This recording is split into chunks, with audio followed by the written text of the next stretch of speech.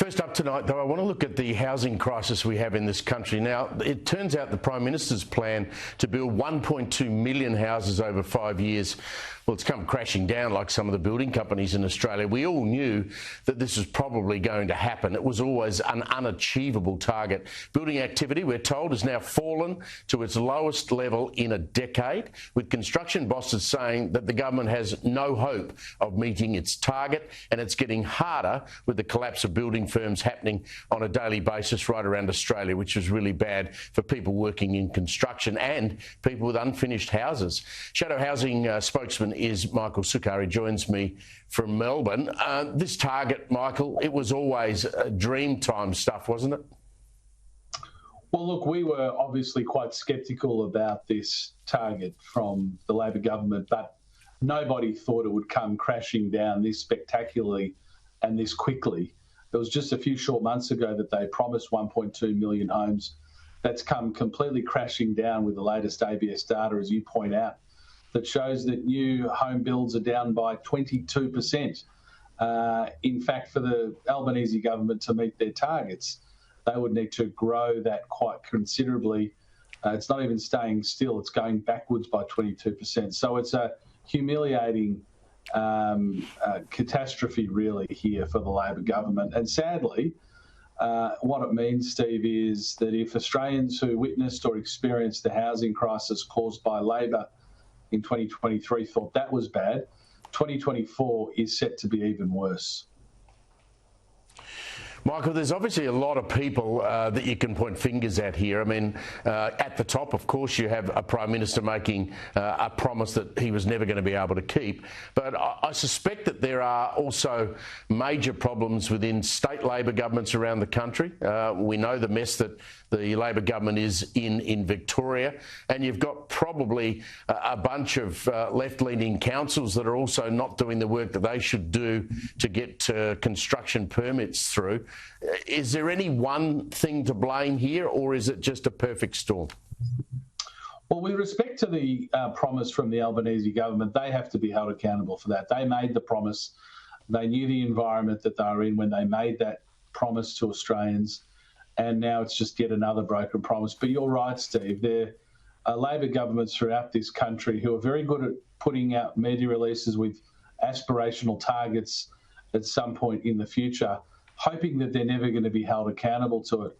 As I said, very rarely does it come crashing down this quickly. But the truth is, Labor governments, the former Premier here in Victoria, I think, belled the cat on this from a Labor perspective. He said, oh, well, young people don't want to buy homes anymore, which is utter rubbish. But there's no commitment or dedication from the Labor government federally, or all the Labor governments throughout the country to keeping that dream of home ownership alive. And that dream of home ownership, quite frankly, Steve, starts with having a functioning environment where our building and construction industry can actually build the houses for people to buy and live in, and for many Australians to rent as well. So clearly we're suffering from absent Tasmania wall-to-wall Labor governments, but Anthony Albanese, it's only him who has made the promise that he's now broken.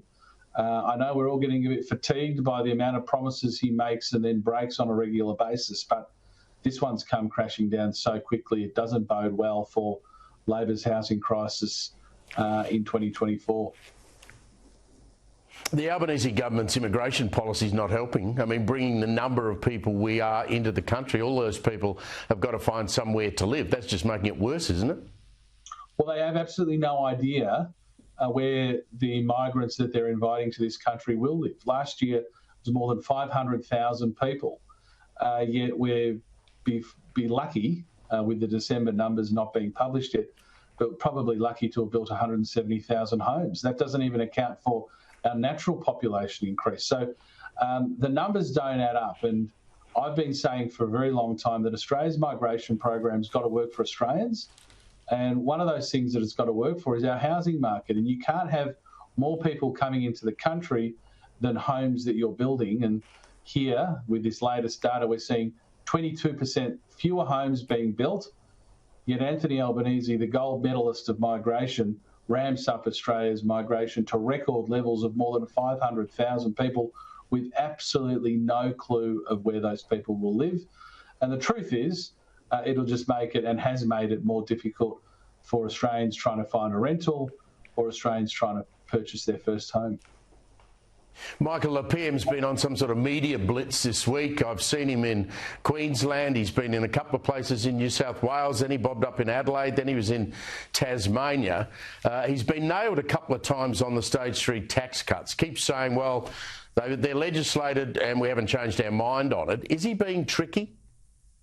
Of course he is. I mean, these tax cuts are coalition tax cuts. We legislated these along with the stage 1 and 2 tax cuts, which provided much needed relief to millions of Australians.